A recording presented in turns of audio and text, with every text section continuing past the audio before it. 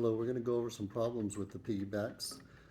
One big problem is if you don't clamp the tubing when you get it out of the bag and you spike it, it's going to flow. You're going to lose a lot of medication. So again, always clamp the tubing before you spike.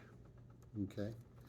The other one is making sure that you keep these the tips sterile. So I keep it visible in my hand to see, and then I want to make sure that I'm going to spike it without contaminating the tip. I'm going to set these down, and then some tubing you can prime through the cap, and some you can. This one, well, this is piggyback, so we're not going to worry about the tip right now. Another one is lowering this too early. Some of the students like to have this lowered already. The problem with that is the gravity is already low, so you're going to have to do a squat to make sure that you can back prime it, or the flow won't flow so well. So I like to keep it high for now, and then after I back prime it, then you lower it.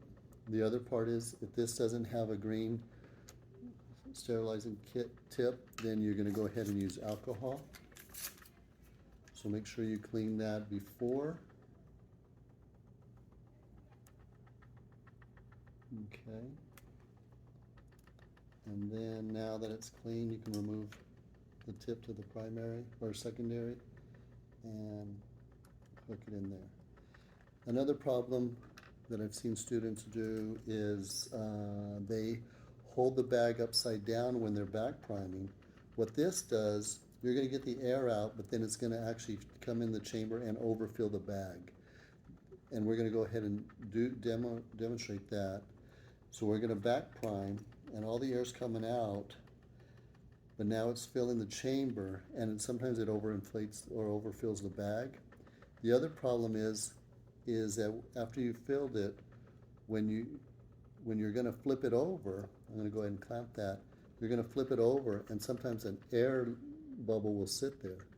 So then when you hang it up and it's running through it, it's going to start beeping air in a little while. So the way I like to back prime it is holding it this way, so that when it's coming up, the bubbles come up and fill the chamber, and then you stop it so that the chamber stays half full so you can still see the drops. And then again, now you do my 1, 2, 3 step. 1, hang it high. 2, go ahead and lower it at this time. And then 3, unclamp it. And then you're good to go to set the rate. If you forget to unclamp it, what will happen, I'm going to leave it clamped. I'm going to go ahead and pause this for a second. I'm going to set up the secondary.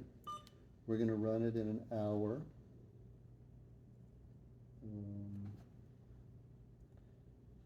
And then secondary, there we go. Basic infusion. And we're going to run it. It was a 50 ml bag.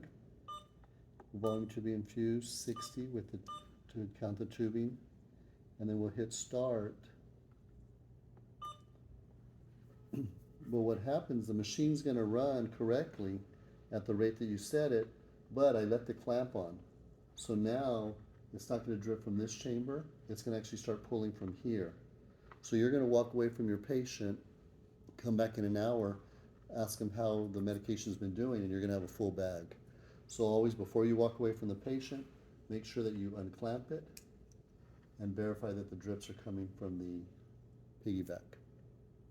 Thank you and have a great day.